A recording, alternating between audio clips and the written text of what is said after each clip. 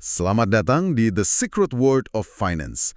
Oke, jadi gini, pernah nggak sih Anda merasa dapat kenaikan gaji atau ada pemasukan ekstra gitu, tapi kok rasanya uangnya hilang aja gitu? Kayak nggak ada perubahan signifikan lah di kondisi finansial. Nah, ini menarik nih. Hari ini kita mau coba bedah satu fenomena yang sering banget nggak kita sadari. Inflasi gaya hidup. Betul. Ini kecenderungan kita ya, kalau pendapatan naik, pengeluaran ikut naik juga. Sesuatu yang dulu rasanya mewah gitu, pelan-pelan jadi kayak kebutuhan baru. Kita coba bedah bareng deh, apa sih itu? Kenapa bisa bahaya buat keuangan kita nanti? Dan ya gimana ngelolanya? Oke, kita coba kupas ya. Inflasi gaya hidup ini kayak musuh dalam selimut gitu ya. Terjadinya pelan-pelan soalnya, nggak kerasa. Ya nggak rasa? Contohnya nih, Anda dapat promosi kerjaan, terus pindah ke apartemen yang sedikit lebih besar. Atau lebih bagus lokasinya gitu ya? Iya, bisa jadi. Atau ganti mobil yang lebih baru mungkin. Atau jadi lebih sering makan di luar, nyobain kafe baru. Hal-hal kecil gitu ya? Satu-satu kelihatannya wajar aja kan? Tapi kalau dijumlah, total pengeluaran itu bisa tiba-tiba melonjak. Kadang malah lebih gede dari kenaikan pendapatannya sendiri.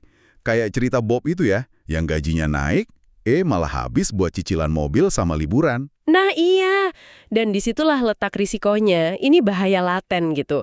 Pendapatan Anda mungkin lebih tinggi, oke, tapi bisa jadi Anda nggak ngebangun kekayaan sama sekali.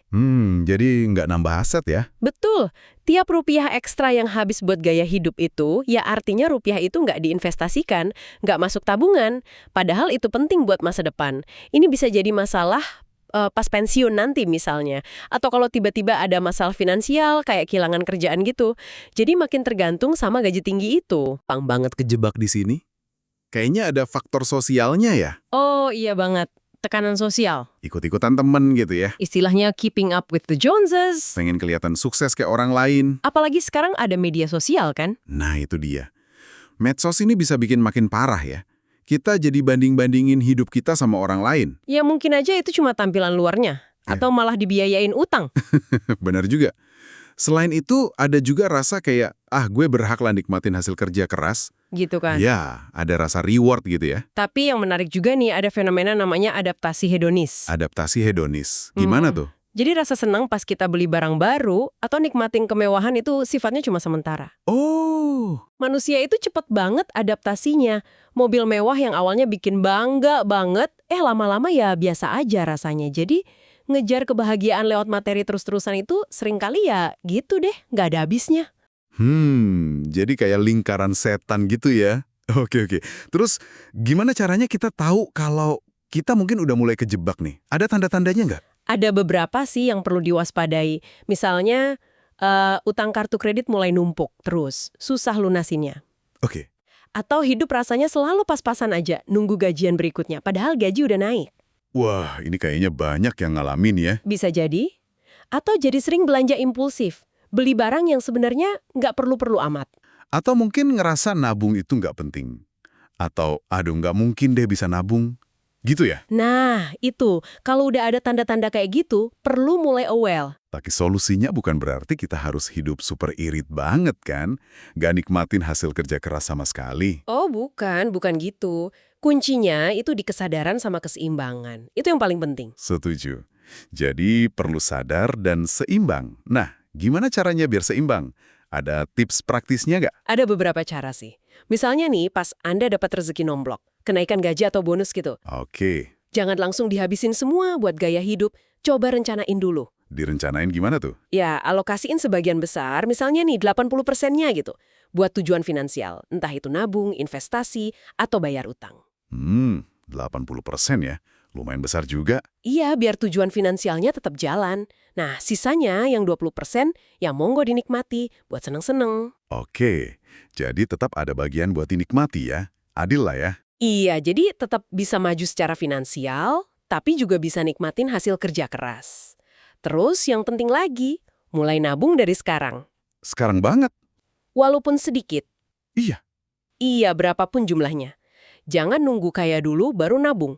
Biasain aja sisihin sekian persen dari pendapatan rutin. Diotomatisin gitu kali ya, biar nggak lupa. Nah, betul. Otomatisin transfernya. Kebiasaan nabungnya ini yang penting banget dibangun. Oke, kebiasaan ya kuncinya. Terus soal upgrade gaya hidup gimana? Misalnya pengen pindah rumah atau ganti mobil tadi. Nah, kalau mau upgrade sesuatu, coba lakukan satu persatu aja, jangan langsung semuanya barengan. Bertahap gitu ya. Iya, bertahap. Dan sebelum mutusin upgrade, evaluasi dulu. Beneran nggak sih ini nambah nilai atau kebahagiaan dalam hidup Anda? Atau jangan-jangan cuma karena ikut-ikutan teman atau ngejar merek doang? Evaluasi nilai ya. Contohnya gimana tuh? Ya, kayak tadi, misal mau beli vacuum cleaner. Perlu banget nggak sih merek yang paling mahal itu? Atau ada merek lain yang fungsinya sama bagusnya, tapi harganya lebih masuk akal? Gitu. Masuk akal, masuk akal. Jadi intinya adalah kita harus fokus sama tujuan kita sendiri ya. Selarasin pengeluaran sama nilai hidup kita, sama rencana jangka panjang kita, bukan ngikutin gaya hidup orang lain. Persis, itu intinya. Mengendalikan inflasi gaya hidup, itu soal gimana caranya pilihan pengeluaran kita hari ini nggak malah nyusahin kita di masa depan, nggak menyabotase kebebasan finansial kita nanti. Ini soal pilihan yang sadar. Oke, jadi kesimpulannya, inflasi gaya hidup ini emang jebakan halus ya. Bisa menggerogoti kemajuan finansial kita, nggak peduli seberapa besar penghasilan kita. Betul.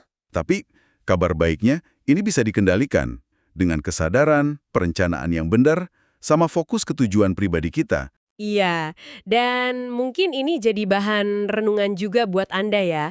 Kalau tadi kita ngomongin adaptasi hedonis yang bikin kita cepat biasa sama kemewahan, pertanyaannya, apakah rasa cukup itu sesuatu yang bisa kita capai? Atau itu cuma kayak garis finish yang geser terus?